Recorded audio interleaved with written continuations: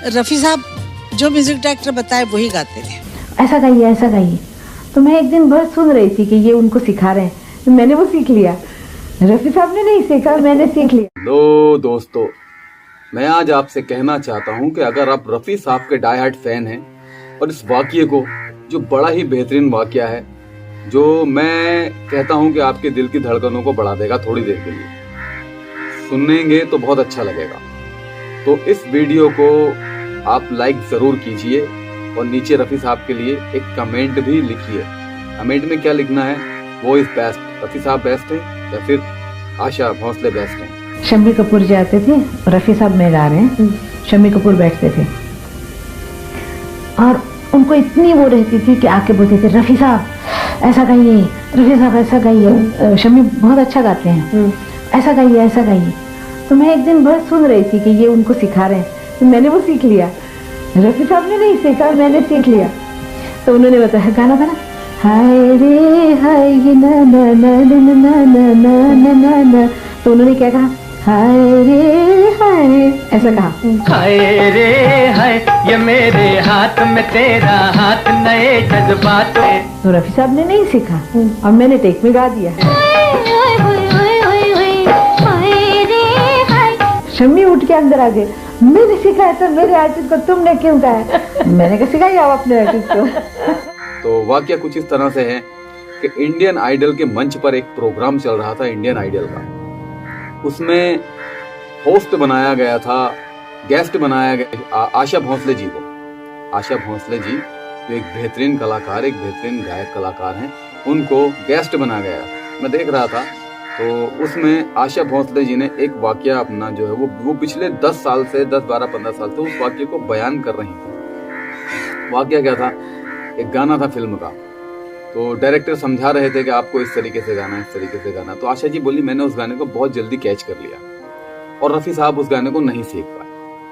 रफ़ी साहब उस गाने को नहीं सीख पाए। दूसरी बात, उन्होंने एक बात बहुत गलत कही कि रफ़ी साहब सिर्फ डायरेक्टर के जो कहता था उतना ही करते थे। डायरेक्टर जो कहता था उतना ही करते थे, जबकि भाई साहब ये बात बिल्कुल गलत है। रफ़ी साहब ने ना जाने कितने म्यूजिक डायरेक्टर्स को गाने खुद अपनी आवाज में सुझाए हैं और इस तरीके से बनाओ ये कहा।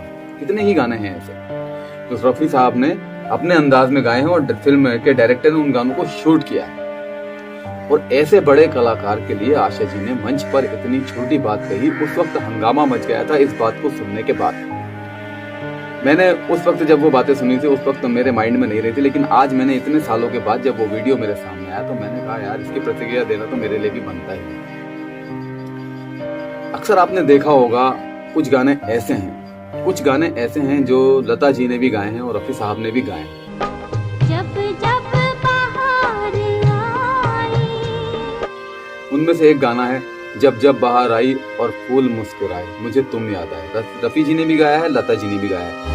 जब जब बहार आई। लेकिन आप अगर सुनेंगे तो आपको रफ़ी साहब की आवाज में ही अच्छा लगेगा।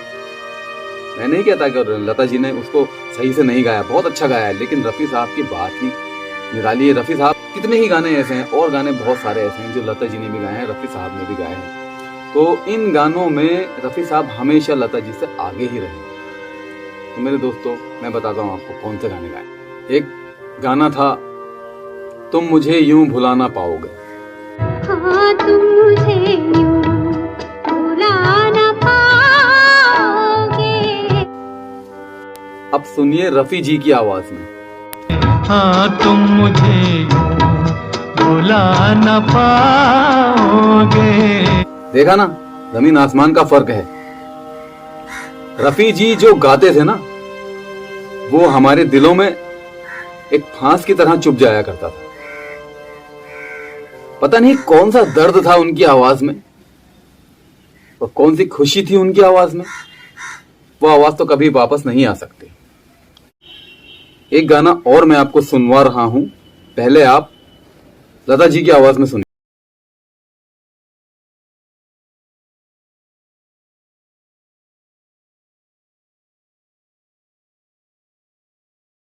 मैं आपको रफ़ी साहब के अंदाज में भी इस गाने को। मेरे महबूब तुझे मेरी मोहब्बत की कसम, आ मुझे फिर उन्हीं हाथों का सहारा दे दे।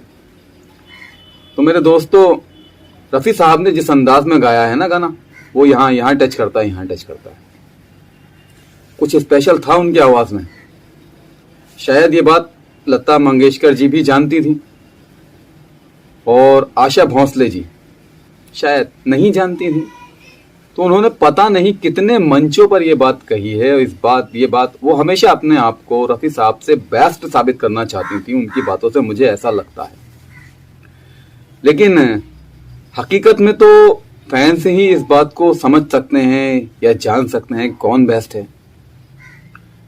मेरे दोस्तों, रफी साहब को दुनिया से गए हुए 100 साल होने वाले हैं। आए हुए और गए हुए, आए हुए और गए हुए, समझना है ना आप, 100 साल का वक्त। लेकिन वो आवाज आज भी दिलों को छूती है, वो आवाज जिसे कभी कोई नहीं भूल सकता। क्यों होता है ऐसा? रफी साहब का जन्मदिन हर साल मनाया जाता है और एक जगह पर नहीं मनाया जाता, पूरी दुनिया के अंदर घूम घूम के गोल गोल चक्कर में मनाया जाता है। दिल्ली में एक बहुत ही बड़ा प्रोग्राम ऑर्गेनाइज होता है, आपकी बार मैं भी जाऊंगा इंशाल्लाह। इसके अलावा विदेशों में जो उनके फैन हैं, कनाडा, अमेरिका, हिंदुस्तान, इंग्लैंड, हर जगह मौजूद हैं, वो अपने तरीके से उनका जन्मदिन मनाते हैं। हमने भी मनाना है 24 दिसंबर को आने वाले। तो क्यों मनाते हैं? क्या दिया है रफी साहब ने हमें? वो इंसान आवाज जो थी ना, वो गॉड गिफ्टेड आवाज थी।